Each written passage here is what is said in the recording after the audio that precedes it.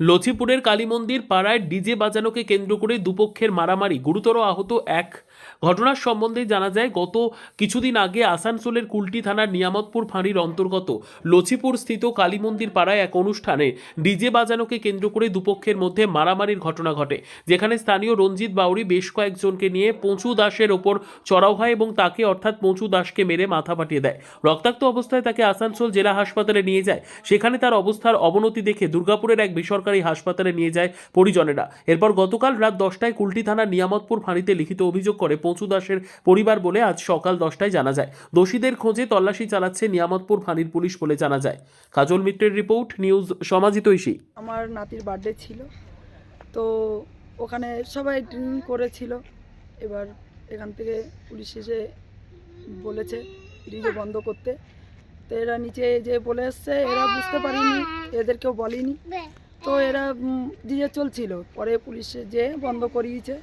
তো পাশে রঞ্জিত বলে যে ছেলেটা, তার কাছে গেছে, যে বলছে যে এরকম ডিজে, পুলিশের কাছে জিজ্ঞাসা করেছে যে এপারটা কে করেছে, কমপ্লেনটা কে জানিয়েছে। তো এরা বলেছে যে আমার ছেলের বউ, তার শালি জানিয়েছে যে এরকম রঞ্জিত বাউরি বলে সে কমপ্লেন করেছে।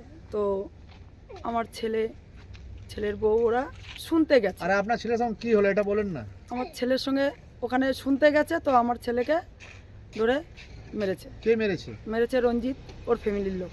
আর ছেলেটা কোথায় এখন? ছেলে এখন আমার দুর্গাপুরে মিশনে ভর্তি আছে। কি হয়েছে, ডাক্তার কি বলছে? ডাক্তার অপারেশন করেছে, মাথায় ব্রেনটে লেগেছে, হাড় ভেঙে ঢুকে গেছে। ওটা অপারেশন করে প্লেট বসানো হয়েছে। 3 লাখ টাকা অলরেডি আমার চলে গেছে। এখনও সঠিকভাবে বলিনি যে ডাক্তার কত টাকা খরচা হবে। ছেলে আমার এখনও আইসিতে ভর্তি আছে। হ্যাঁ, পুলিশের কাছে এসেছি, এফআইআর করেছি, জমা নিয়েছে, বললো অ্যাকশন আমরা নেব। আপনার নাম? আমার নাম রূপা গুপ্তা, আমার স্বামীর নাম সুনীল কুমার গুপ্তা।